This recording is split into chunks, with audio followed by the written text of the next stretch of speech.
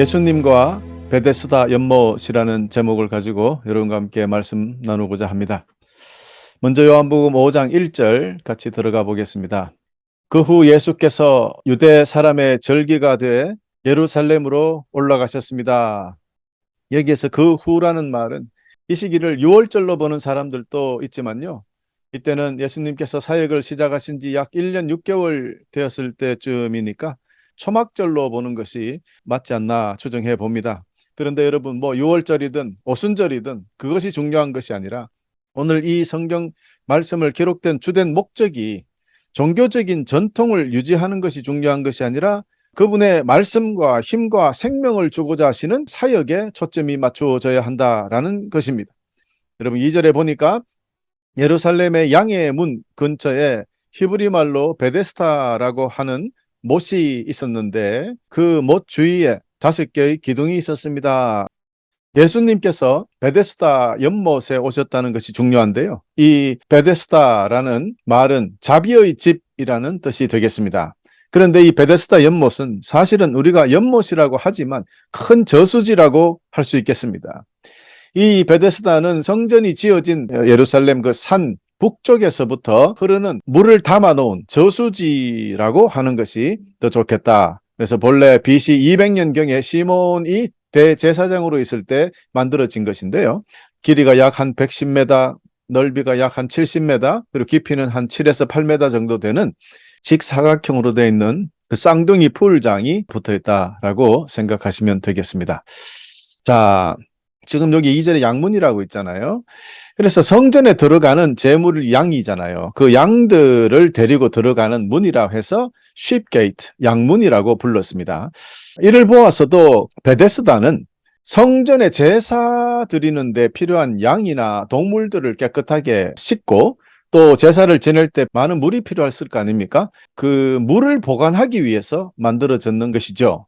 그래서 이 성전을 위하여, 제사를 위하여 지어졌을 것이고, 두 번째는 의료적, 의학적인 목적으로 지어졌습니다. 즉 환자를 치료할 때 필요한 그런 깨끗한 물 저장한 곳이었다.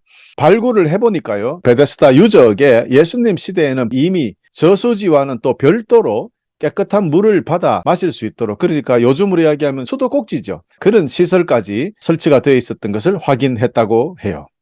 그렇다면은 이 베데스다는 예수님 시대에 오면은 벌써 그리스 로마 시대의 종합병원이라고 생각을 해야 됩니다.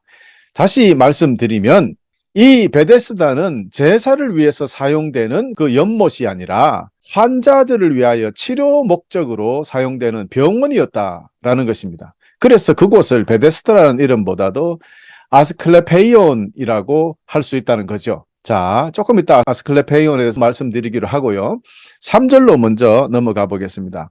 여기에는 눈먼 사람들, 다리 저는 사람들, 중풍 환자들 등 많은 장애인들이 누워 있곤 했습니다. 이것을 봐도 지금 여기가 병원이라는 걸 알 수 있죠. 수많은 환자들, 그것도 고칠 수 없는 불치병 환자들이 이곳에 모여들었다는 것입니다. 그렇다는 말은 이곳이 고쳐지는 일이 있었다는 거죠. 그런 일이 없다면 특별히 불치병 환자가 여기에 모여들었겠습니까? 자, 그런데 3절에 거기 보면 그들은 물이 움직이기를 기다리고 있었다. 4절, 주의 천사가 가끔 내려와 물을 휘저어 놓았는데 물이 움직일 때 맨 처음 못에 들어가는 사람은 무슨 병에 걸렸든지 다 나았습니다. 라고 기록되어 있습니다. 여러분, 사도 요한은 여기에 모인 환자들이 장님이나 절름발이나 몸이 마비된 사람들, 이런 사람들이 모여 있다고 했어요. 이것은 바로 하나님의 형상을 잃어버리고 연약하고 잘못되어 있는 사람들, 그런 사람들을 회복시키고 치유시키기 위하여 우리 주님께서 오셨다는 그 말씀을 증거하고자 했던 겁니다. 그래서 메시아의 사역 중에 하나가 바로 이 이야기죠. 그런데 어쨌든 3절 후반부에서 4절이 기록되지 않은 성경책이 있고요. 기록이 되어 있는 성경책이 있습니다. 자, 여기에는 뭐 여러 가지 말이 많을 수가 있는데요. 사도 요한이 성경을 썼을 때 그 원본을 찾으면 쉽게 해석이 될 텐데 사도 요한이 썼는 그 원본을 찾을 수가 없잖아요. 그러다가 보니까 많은 사람들이 사본을 기록했을 것 아닙니까? 그 사본끼리 비교해 보니까 어떤 사본에는 이게 있고 어떤 사본에는 이 부분이 빠졌단 말입니다. 그래서 어떤 분은 이 사본을 따라서 성경을 번역했고 어떤 성경은 다 있는 사본을 번역했다 이 말입니다. 그러니까 뭐 그게 있고 없고가 그렇게 중요한 건 아니다라는 것을 먼저 말씀드리고요. 일단 왜 여기 베데스다에 많은 환자들이 모여 있을까? 조금 전에 말씀드렸지만 치료받은 사람이 있었기 때문에 환자가 모이는 것은 그건 당연하죠. 그래서 이곳은 병원이 되어버렸다라는 것을 여러분 일단 이해하시고요. 자, 아스클레페이온이라고 제가 조금 전에 말씀드렸는데 이 아스클레페이온이라는 말이 이제 병원이라는 뜻입니다. 힐링 템플, 치유의 사원이라는 뜻인데요.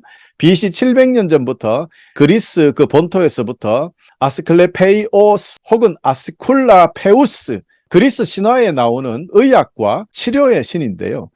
그 의학과 치료를 담당하는 신을 섬기기 위하여 신전을 지어놓고 거기에서 이제 병원을 만들어 사람을 치료하고 했어요. 그래서 아스클레페이오스 그 힘으로 치료를 하는 그 병원을 아스클레페이오라고 했던 거예요. 그래서 여러분 지금 뭐 병원이나 의사를 상징하는 그림에 보면은 뱀에 뺑뺑뺑 꼬아서 이렇게 올라가 있는 그런 지팡이를 쉽게 볼 수 있는데요. 그 지금까지 남아있는 그게 그때부터 있었던 거예요. 그래서 그 지팡이를 아스클레페오스의 지팡이다라고 합니다. 이것은 현대의학이 사실은 하나님의 손길에서부터 비롯된 것이 아니라 사람이 만든 우상에서 혹은 잡신에서부터 비롯된 것이다 라고 생각하니까 참 안타까울 따름입니다. 뭐 어쨌든 이 신전 옆에 아스클레페이온이라는 병원을 만들어서 치료를 하는 것이 있었고요. 거기에는 맑은 물이 흐르는 분수와 저수장이 항상 있었습니다. 그리고 환자들의 증상에 따라서 약재를 사용하고 간단한 수술까지도 했다고 합니다. 그리고 이제 공연장을 옆에 만들어 가지고 거기서 연극도 하고 음악 감상도 하면서 심리적으로 치료도 했다고 하니까 그리스 의술이 참 대단히 뛰어났는 것은 사실인 것 같아요. 그런데 그중에서 가장 중요시하는 치료법이 있는데 그것이 바로 신에 대한 믿음입니다. 자, 여러분 이 신이 누굽니까? 여호와 하나님입니까? 아니올시다. 그리스의 신에게 병을 낫게 해달라고 기도하고 치료를 받는다. 뭐 이런 거였단 말입니다. 이렇게 되니까 베데스다는 예수님 계실 때 이미 성전을 위하여 사용되는 물이 아니라 이방 신의 그 물이 되어버린 거예요. 이런 기록은 어디에 나오냐면 미시나라는 그 랍비들이 입으로 전해내오는 그 이야기들을 기록한 책이 있습니다. 그 책을 미시나라 그러는데요. 그 책에 보면은 이미 그때 이 베데스다는 로마의 신을 위한 장소이다라고 기록이 되어 있다고 합니다. 그리고 그 고고학자들이 베데스다 연못을 발굴하다가 보니까 에스클레페이오스로 추정되는 어떤 그 신상, 그것이 발견되었다고 해요, 거기서. 그렇게 본다면 예수님 당시에 이미 이 베데스다 연못은 창조주 하나님의 자비, 창조주 하나님의 능력이 아니라 그리스의 신화 속에 등장하는 의학의 신 에스클리피우스의 자비를 바라고 있었던 것이다 라고 할 수 있는 거죠. 자, 이를 종합해 보면은 4절에 주의 천사가 가끔 내려와서 물을 휘저어 놓았는데 물이 움직일 때 맨 처음 못에 들어가는 사람은 무슨 병에 걸렸든지 다 나았다라는 기록이 있잖아요. 여기서 주의 천사라는 말, 여러분 한국 성경에는 그냥 천사가라고 기록되어 있는 책도 있고요. 어떤 번역에는 주님의 천사, 주님까지 앞에 붙여서 해석한 성경이 있습니다. 그리스어로 천사라는 말을 잘 알아보면 더 쉽게 이해가 됩니다. 그리스 말로 천사는 엥겔로스입니다. 엥겔로스란 말은 메신저라는 뜻이에요. 그래서 이 신의 음성을 들어서 인간에게 전해주는 메신저예요. 그런데 이 엥겔로스라는 말은요, 말씀을 전하는 천사, 그 어떤 영적인 존재도 맞지만 사람도 포함되어 있는 그런 단어입니다. 그러니 신들의 우두머리인 제우스의 메시지를 사람에게 전하는 의학의 신 에스클레피우스가 물을 휘저었다라고 믿을 수 있다는 거죠. 그 사람들은 그때. 그러나 사도 요한은 아니야, 그거는 이방신 에스클레피우스가 아니라 우리 하나님께서 이렇게 하시는 거야 라는 것을 말씀하고 싶었을 수도 있죠. 그러나 제가 말씀드리는 것은 그 당시에 거기에 있던 사람들은 하나님께서 그것을 물을 흔들었다고 믿지 않았다는 거예요. 에스클레피우스 그리스의 신이 그렇게 했다라고 생각하고 있었을 것이다 라는 것을 먼저 여러분에게 말씀드리고자 합니다. 그런데 또 신약 박사 조킴 제레미야스라는 목사님은 이것을 또 이렇게 이야기해요. 베데스다 연못은 두 저수지가 붙어 있는데요. 북쪽 위에서부터 남쪽 저수지로 물이 흐르게 되는데 북쪽이 물이 가득 차면 남쪽 저수지로 흘러내려 보낼 때 물이 막 움직이는 것을 보고 천사가 움직였다라고 믿었다. 그렇게 해석을 하기도 합니다. 무엇이 어쨌든 말입니다, 여러분. 전반적으로 해석을 해보면 지금 베데스다 연못 종합병원이 되어버렸고요. 이 종합병원에 환자들이 넘쳐났고 하나님의 천사가 아니라 오히려 에스클레피우스라는 그리스의 신이, 의학의 신이 와서 우리를 치료한다. 이렇게 그 당시에 퍼져 있다고 생각을 하는 것이 맞다 말입니다. 그러니 이렇게 해석하면 이렇게 되니까 이 곤란에서 아마 기록하지 않았을 거 아닌가, 그 사절을 아마 빼버린 건 아닌가 이렇게 생각하기도 합니다. 또 그렇다고 해서 여러분 보세요. 주님의 천사가 아니면, 하나님이 아니면 불치병을 이렇게 쉽게 치료할 수 있느냐, 이렇게 이야기한다면은 주님의 천사가 맞다라고 하지만 여러분, 악한 영이라도 사탄도 할 수 있거든요. 그렇잖아요. 여러분, 그런 것을 보면은 이게 주님의 천사라고 하는 것이 맞냐 아니냐 오해가 있을 수 있다는 거죠.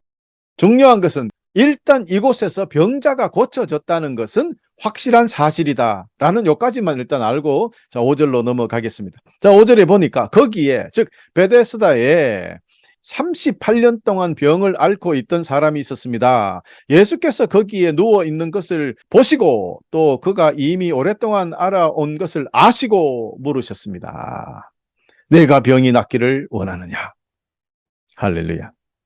여러분, 3절을 통해서 이미 그곳에 많은 불치병 환자들이 정상적인 생활을 할 수 없는 아주 중증인 장애인들입니다. 그리고 38년 동안 병을 앓았던 사람이 거기에 같이 입원해 있었다는 말이죠. 여러분, 물론 어떤 신학자들은 38년 된 환자를 38년 동안 광야에서 고생했던 이스라엘 백성이 상징한다고 그렇게 해석하기도 합니다. 어쨌든 여러분, 38년 동안 움직이지 못하고 그 자리에서 낫기를 원하고 있었다는 것은 그 사람이 이미 삶의 방식이 그렇게 굳어져 버렸다는 것입니다. 더더욱이 그를 누구도 도와주지 않았기 때문에 그에게는 치유라는 것은 불가능합니다. 그러니 그저 거기서 구걸이나 하고 살아가는 것이 마치 자기 자신의 운명인 것처럼 그렇게 받아들이고 살았습니다. 38년 동안 아팠다는 것은 완전히 소망이 없는 그런 상태를 역설적으로 표현한 것이다. 여러분, 38년 동안 고통 속에 있었던 불치병 환자에게 드디어 천사가 아니라 진정한 치료자 되시는 우리 주 예수 그리스도께서 오셨습니다. 주님께서는 거기에 누워있는 환자들을 보셨고 모든 것을 아셨습니다. 여러분, 주님께서 아신다는 뜻은 우리가 아는 것과 전혀 다릅니다. 특별히 요한복음엔 자주 이 아신다는 단어, 또 보셨다라는 단어가 나오는데요. 요한복음 1장 48절에 보면 예수님께서 나다나엘을 만나시고 내가 너를 이미 보았다라고 말씀하셨습니다. 이때 보았다는 것은 눈으로 그냥 보았다는 것이 아닙니다. 모든 것을 다 알고 있다는 뜻이고 모든 상황을 이해한다는 뜻이 되겠습니다. 또한 요한복음 4장 18절에 보면 사마리아 우물가에서 그 여인이 자기의 속 사정을 다 예수님에게 말씀하기도 전에 주님은 벌써 네가 5번이나 이혼하고 6번째 남편과 살고 있구나 라는 것을 다 이야기하셨어요. 이미 알고 계신다. 그렇습니다.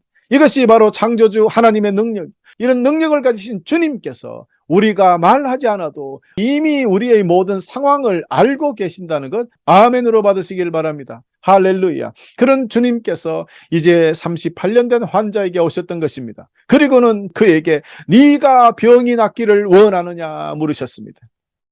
여러분, 주님은 병을 고쳐주시기 전에 항상 이렇게 물으십니다. 네가 병이 낫기를 원하느냐? 오늘 여러분, 우리에게 지금 어떤 병이 있거나 어떤 환난이 있다면 주님께서 이렇게 우리에게 물으실 겁니다. 네가 병이 낫기를 원하느냐? 네가 이 환난에서 벗어나기를 원하느냐? 여러분, 그러면 여러분, 우리는 어떻게 대답해야 할까요? 네, 주님, 완전히 낫고 싶습니다. 아니, 지금 당장 고쳐 주시옵소서. 여러분, 이렇게 하지 않겠습니까? 그렇습니다. 주님께서는 깊고 크게 역사하신다는 사실 오늘 깨닫고 우리는 분명히 그렇게 대답 드려야 될 겁니다. 주님 지금 고쳐주시옵소서. 주님께서 고쳐주실 줄 믿습니다. 그런데 7절을 보니까요, 이 38년 된 환자는 네, 제가 낫고 싶습니다 라고 하지 않았습니다. 환자가 대답하기를, 선생님, 물이 움직일 때 들어가도록 나를 도와주는 사람이 없습니다. 내가 가는 동안 다른 사람이 나보다 먼저 물속에 들어갑니다 라고 이야기합니다. 교우 여러분, 38년 된 병자는 주님께서 충분히 자기를 고쳐주실 수 있는 분이라는 것을 깨닫지 못하고 있는 상태라는 것은 이 말씀을 통해서도 알 수 있죠. 여러분, 이 자가 주님이 누군지를 모르는데 그 모르는 분에게 어떻게 믿음을 가질 수가 있겠습니까? 그러니 그는 그동안 자기가 해왔던 방법대로, 세상의 방법대로 연못 물이 움직일 때 제일 먼저 자기가 들어가면 낫는다는 그 지식이 있죠? 그러면 제일 먼저 들어가려면 지금 자기는 38년 동안 아파서 잘 움직이지도 못하니까 누군가가 나를 들어서 거기에 던져달라는 거죠. 그렇게 하면 내가 나을 수 있다는 그런 믿음을 가지고 있는 거예요. 그래서 지금 주님에게 아무도 나를 거기에 넣어주지 않아요 라고 했는 말은 이미 첫 번째 뭡니까? 자기 스스로 할 수 있는 능력은 없다, 포기했다는 거죠. 남이 나를 도와줘야 된다라는 그 조건을 이미 이 사람은 믿고 있는 거예요. 그리고 물에 들어가면 낫겠다는 그 조건도 믿고 있는 거예요. 그러니 그런 믿음을 가지고 잘됐다, 당신이 여기서 나를 좀 그 물이 움직일 때 던져 넣어주시면 안 될까요? 라는 말이에요. 여러분, 그렇다면은 이 주님 당시에 아픈 사람은 귀신이 들렸거나 혹은 자기의 죄 때문에 아프다고 생각했거든요. 그래서 심각하게 아프면 아플수록 더 큰 죄를 지어서 그렇다고 생각했어요. 그러니 이자가 38년 동안 아팠다면 얼마나 큰 죄를 지었기 때문에 저렇게 있느냐 하고 사람들이 다 피하고 도와주지 않았던 거죠. 그래서 이 38년 된 환자가 주님이 치유해 주실 것을 알지 못하고 그저 자기 자신이 그냥 알고 있던 그 방법으로 그것이 최선인 줄 알고 살고 있다, 이 말입니다. 여러분, 이 말씀을 우리 삶에 지금 적용해 봅시다. 지금 우리는 그렇지 않을까요? 그저 자기가 아는 지식이나 과학이나 그리고 세상에서 배운 여러 가지 방법, 그것을 굳게 믿고 이렇게 하면 되는 것 아닌가. 그래서 그것을 가지고 주님 앞에 와서 기도합니다. 주님, 내가 이렇게 되기를 원하나이다. 나를 이렇게 하여 주시옵소서. 주님, 우리 교회가 이렇게 되면 좋겠습니다. 이렇게 하여 주시옵소서.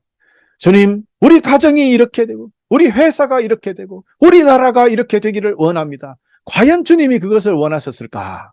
그러나 여러분, 우리 인간은 이 정도밖에 안 돼요. 우리 생각이 뭐 얼마나 깊고 크고 놀랍겠습니까? 그런데 주님 보세요. 네가 어떻게 내가 누군지도 모르고 여기 38년 동안 누워 있으면서 소문도 못 들어봤냐? 이거 벌써 예수님이 사역하신 지 1년 6개월 정도 됐으니까 벌써 소문이 쫙 났을 때거든요. 그런데 너는 여기서 뭘 하고 있느냐? 그저 물이 움직이길 바란 그것밖에 없었던 거예요. 어떤 사람은요, 예수님이 온다는 소식을 듣고 예수님이 가는 길목에 있다가 다윗의 자손 예수여 나를 불쌍히 여기소서라고 소리쳐서 주님을 만나는 사람이 있었잖아요. 그래서 눈을 뜬 사람이 있잖아요. 이자는 그런 사람도 아니었어요. 그저 거기에 누워서 물이 움직일 때 제일 먼저 들어가야지, 이 생각밖에 없었단 말입니다. 그런 이 병자에게도 주님께서는 꾸중하지 않으셨어요. 네가 나를 믿었으면 될 텐데, 네 병이 고쳐졌을 텐데, 네가 나를 모르고 믿지 않아서 내가 안 고쳐주지롱, 이렇게 하신 것이 아니라는 거예요. 아무 질문도 없이 주님께서는 8절에 이렇게 말씀하십니다. 일어나 내 자리를 들고 걸어가라. 할렐루야. 그러자 그가 곧 나아서 자리를 들고 걸어갔습니다. 그날은 안식일이었습니다. 여러분 보세요. 아무리 소망이 없어 우리의 한계를 완전히 느끼게 된다고 하더라도 하나님의 깊고 크신 역사는 계속 이루어지고 있는 것입니다. 여러분, 우리 주님께서는 신유의 기적을 베푸신 상황이나 조건을 보면은 치유받을 만한 믿음이 있어야 되고 죄를 용서한다는 그런 두 가지 조건이 있었는데요. 오늘 이 본문 말씀에 나오는 베데스다 연못의 38년 환자에게는 이런 상황이 전혀 나타나지 않더라는 거죠. 예를 들어 마가복음 2장에 나타난 신유의 기적을 보면요, 친구 4사람이 한 중풍병자를 주님께 데려오는데 주님이 어느 한 집에서 설교하시니까 사람이 너무 많아 들어갈 수가 없어요. 그러니 지붕에 올라가서 그 지붕을 뜯어내고 구멍을 내서 환자가 누운 침대를 달아 내려서 주님을 만나게 만들잖아요. 그럴 때 마가복음 2장 5절에 보면 예수님께서는 그들의 믿음을 보시고, 자, 누구의 믿음입니까? 친구들의 믿음을 보시고 그 중풍병자에게 이 사람아 너 죄가 용서받았다라고 하셨어요. 그때 그는 치료가 되죠. 여러분, 이렇게 환자나 그를 데리고 온 사람들이나 하여간 거기에 치료가 될 만한 믿음이 있어야 되는데, 그래야 병 고쳐졌는데, 첫 번째, 그리고 병을 고치실 때 꼭 죄가 용서받았다라고 하셨거든요. 여러분, 그런데 지금 이 사건은 맞지 않잖아요. 그 두 가지 조건에 전혀 상응하지 않아요. 주님은 아무것도 묻지도 따지지도 아니하시고 그냥 고쳐주셨어요. 너의 믿음이 좋구나? 아닙니다. 그는 주님이 누군지 몰랐는데요, 어떻게 주님을 믿었겠습니까? 그의 병을 고쳐주시고는 그리고 너의 죄가 용서받았다라고 말씀을 하지 않으신 채로 그냥 사라져버리셨습니다. 그리고는 주님께서는 나중에 이 사람을 다시 만나게 되는데요, 그리고는 보아라, 내가 다 나았구나. 더 심한 병이 내게 생기지 않도록 이제 다시는 죄를 짓지 마라 라고 말씀하셨어요. 물론 모든 병이 죄 때문에 생기는 것은 아닙니다. 그러나 이 말씀을 하신 것을 보아서 고침을 받은 이 병자는 자신의 죄 때문에 아프게 되었다는 것을 우리는 짐작할 수 있겠죠. 그럼에도 주님께서는 그가 죄사함을 받았다고 말씀하시지 않았습니다. 이 말은 그 사람의 몸은 완전히 치유를 받았겠지만 영적인 구원은 아직 받지 못했다라는 것으로 해석할 수 있습니다. 아마도 이때까지 예수님이 누군지 알 수 없었을지 몰라요. 치유받을 수 있으나, 기적을 체험할 수 있으나 주님을 온전히 그리스도로, 하나님의 아들로 믿지 못하면 영적인 구원은 없는 것입니다. 그러므로 믿음에 대해서 묻지 아니하시고 치료해 주시는 하나님의 은혜에는 우리가 깨달아 알 수 있습니다. 여러분, 이것이 십자가의 은혜입니다. 로마서 5장 8절에 보면 아직 우리가 죄인 되었을 때 그리스도께서 우리를 위해 죽으심으로 하나님께서 우리에 대한 그분의 사랑을 나타내셨습니다. 확실하게 드러내셨다 그랬습니다. 로마서 5장 8절에. 베데스다 연못에 38년 환자 보세요. 주님을 누군지도 모르고 믿음을 고백하지도 못했고 그저 자기의 잘못된 생각을 가지고 있음에도 불구하고 주님께서 오셔서 그를 치유하셨습니다. 우리가 죄인일 때 주님께서는 묻지도 따지도 않으시고 우리를 위하여 죽어주심으로 구원의 길을 열어주신 거지, 주님께서 십자가를 지셨다고 해서 믿지 않는 사람 모두가 다 구원된다는 것이 아니에요. 믿어야 구원되는 거예요. 그분이 하나님의 아들이요, 그분이 나의 죄를 위하여 죽으셨고 그분이 나를 구원하신 메시아라는 확실하게 믿어야 그 믿음을 보시고 주님께서 우리의 영을 구원해 주십니다. 그러므로 환난과 힘든 일이 원래 여러분에게 닥친다 하더라도 우리 소망까지 뺏기는 일이 있어서는 안 되겠습니다. 대부분 사람들은 문제만 바라봅니다. 오늘 이 환자 보십시오. 물만 바라봅니다. 세상의 방법만 생각합니다. 그러다가 무너지거든요. 그리고 누군가가 나를 거기에 넣어줄 사람을 생각합니다. 그렇게 막연하게 생각하다가 38년이라는 세월을 이 사람은 보내버리고 맙니다. 우리도 이렇게 하다가는 38년이 아니라 380년을 기다려도 기회가 오지 않을 수도 있습니다.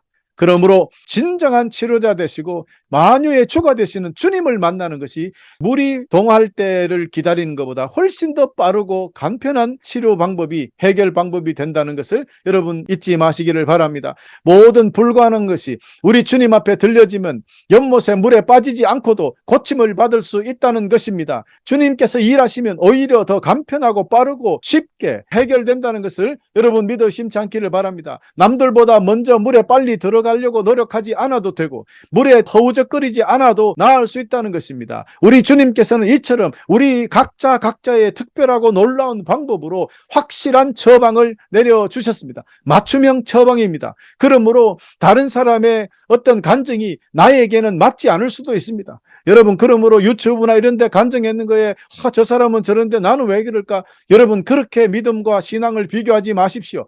그런 간증들이 다 틀렸다 막 이런 것이 아니라 나에게 향하는 기적은 저 사람이 행하는 기적과 다르다는 겁니다. 주님은 여러분에게 상황에 따라서 여러분이 필요한 기적과 축복을 지금도 베풀어 주고 계신다는 것을 깨달아서 아멘하고 감사하면 되는 것입니다. 오직 우리 주님께 참된 해결책이 있습니다. 오직 우리 주님만이 생명을 주시는 능력을 가지고 계시기 때문입니다. 그러므로 여러분, 어떤 환난이 와도 결코 용기를 잃지 않고 소망을 빼앗기지 않는 여러분 되시기를 바랍니다. 베데스다 연못에 있었던 38년 된 불치병 환자는 사회에서 버림받은 사람이었습니다. 연못에 자기 혼자 들어갈 수 있는 힘도 없었던 사람입니다. 그냥 연못 언저리에 버려져 있는 불쌍한 사람이었습니다. 여러분은 혹시 이 중에 세상에서 버려진 사람이 있습니까? 설사 버려진 사람이라 하더라도 그 상황을 주님께서는 보고 계십니다. 주님께서는 상황을 알고 계십니다. 그리고는 주님께서 찾아오실 것이고 구원해 주실 것입니다.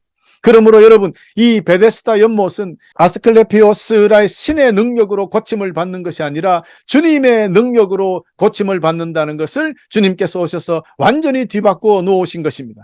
주님께서 이 38년 된 환자를 고칠 때 많은 아픈 사람들이 옆에서 봤을 것 아닙니까? 그때부터 어떤 일이 있었겠습니까? 베데스다에 남아있을 것인가, 주님을 따라갈 것인가, 수많은 사람들이 혼란이 있었을 것입니다.